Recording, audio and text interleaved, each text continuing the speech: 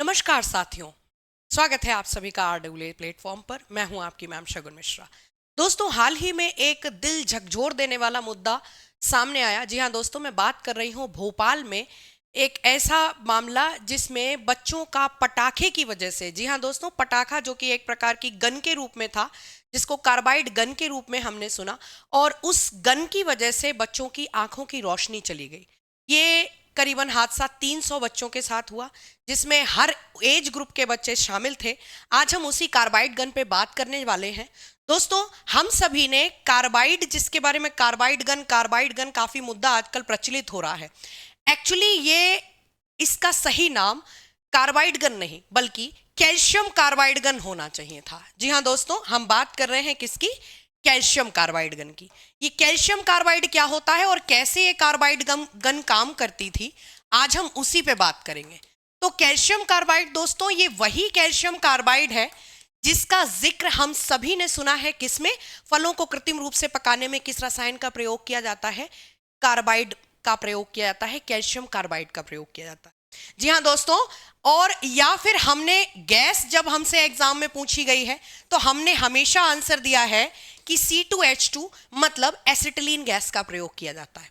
तो दोस्तों, आज हम उन्हीं चीजों से रिलेट करते हुए कि क्या था कैल्शियम कार्बाइड गन और इसकी वजह से किस कारण से बच्चों की आंखों की रोशनी चली गई, क्योंकि ये मामला कोई 2-3 बच्चों के साथ नहीं है। 300 बच्चों की आंखों की रोशनी जाना वाकई में एक सोचने वाला विषय बन जाता है हर उस पेरेंट्स के लिए कि जो अपने बच्चों को पटाखा दिला देते हैं कि जाओ खेलो जाके। तो दोस्तों, जरा बात करते हैं क्या है कैल्शियम कार्बाइड। दोस्तों, ये वही कैल्शियम कार्बाइड मसाला है जिसको हम फलों को कृत्रिम रूप से पकाने में, फलों का कृत्रिम रूप से पकाना है ना, कृत्रिम रूप से पकाने में प्रयोग सुनते आए हैं। तो दोस्तों, ये कैसे काम करता है? मैंने आपको कई बार बताया है क्या कि कच्चे फल तोड़ लिए जाते हैं, क्योंकि समय से तोड़कर उनको जल्दी जल्दी बेचकर आर्थिक लाभ कमाना है। तो लोग आजकल क्या करते आए हैं, क्या कि तोड़ा और उनको कैल्शियम कार्बाइड का मसाला लगाकर रख दिया, हल्का सा पानी का छिड़काव कर दिया, समय के संग उसमें क्या निकलने लग जाती है, जरा एक रिएक्शन देखते हैं फटाफट। कैल्शियम कार्बाइड दोस्तों जैसे ही जल के संपर्क में आता है, ये बना लेता है क्या? ये बनाता है कैल्शियम हाइड्रोक्साइड और प्लस आपकी क्या नाम है, C2H2 गैस रिलीज होती है। तो दोस्तों, कैल्शियम हाइड्रोक्साइड और C2H2 गैस रिलीज होती है। यही C2H2 गैस जो कि एसिटिलीन गैस कहलाती है, यही एसिटिलीन गैस हम सभी ने सुना होगा कि किस रूप में? C2H2 ऑक्सीजन के संग विस्फोटक के रूप में प्रयोग की जाती है। या हमने इस सभी का प्रयोग सुना होगा कि इसको हम धातुओं की वेल्डिंग में प्रयोग करते हैं। किस रूप से? धातुओं की वेल्डिंग में प्रयोग करना हमने इसका सुना होगा। वही हुआ दोस्त। थोड़ा सा अब हम इसके बारे में जानते हैं। क्या करती थी, कैसे बच्चे इसको यूज करते थे? ये वही गन है, ध्यान से देखो, इसका यूज कैसे करते थे। ऊपर से कैल्शियम कार्बाइड का टुकड़ा डाला और पानी डाला, फिर बच्चे इसको इस तरीके से शेक किया जाता था। क्या करते थे? शेक करते थे।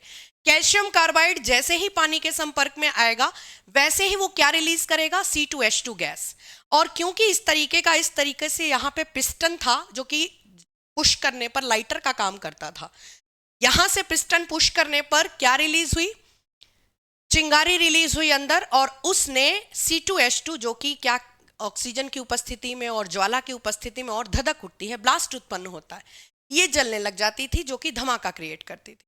तो ये उसी प्रोसेस पे काम कर रहा था। अगर मैं आम भाषा में बोलूं, ये चलती फिरती वेल्डिंग मशीन का काम कर रही थी। दोस्तों, आप सभी को अगर ज्ञात हो तो मैं बताना चाहूंगी कि वेल्डिंग करते वक्त बाकायदा जो मजदूर वेल्डिंग करते हैं वो क्या यूज करते हैं? वो चश्मे का प्रयोग करते हैं। क्यों? क्योंकि चश्मा लगाना इसलिए जरूरी हो जाता है क्योंकि एसिटिलीन जब ऑक्सीजन के संपर्क में आके और ऑक्सी एसिटिलीन का निर्माण करती है तो ना केवल ये काफी हाई टेम्परेचर, जी हां, करीबन 1800 डिग्री सेल्सियस तक का ये तापमान उत्पन्न करती है जो कि धातुओं को टुकड़े पिघलाकर और जोड़ने का काम करता है। इतनी उच्च तापमान उत्पन्न करने वाली ज्वाला साथ ही साथ अदृश्य अल्ट्रावायलेट किरणें भी उत्पन्न करती है, जो कि किरणें आंखों की रोशनी तक ले सकती हैं। और ये बात हम सभी जानते हैं, अल्ट्रावायलेट किरणें, यूवी किरणें, पराबैंगनी किरणें क्या होती हैं?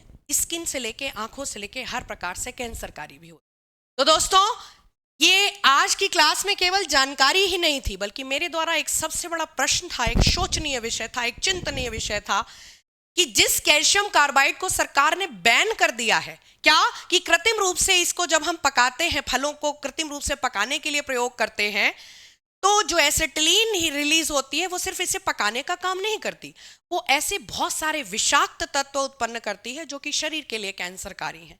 तो उस कैल्शियम कार्बाइड, उस एसिटिलीन को छोटे छोटे बच्चों के हाथ में थमा देना कहाँ तक जायज है? क्या मार्केट में कुछ भी बिक रहा था वो किसी ने देखा नहीं?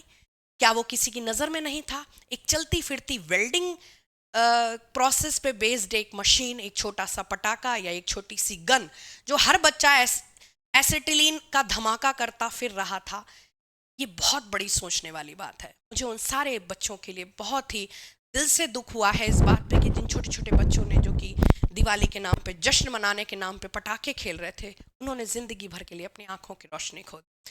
तो दोस्तों, इस क्लास के माध्यम से मैं सिर्फ यही नहीं बताना चाह रही थी कि क्या ये प्रोसेस था, कैसे क्या, साथ ही साथ ये एक बहुत बड़ा एक जिम्मेदारी आप सभी को देना चाहूंगी। आप सभी घर में किसी ना किसी के बड़े भाई बहन हैं और भविष्य में होने वाले माता पिता हैं।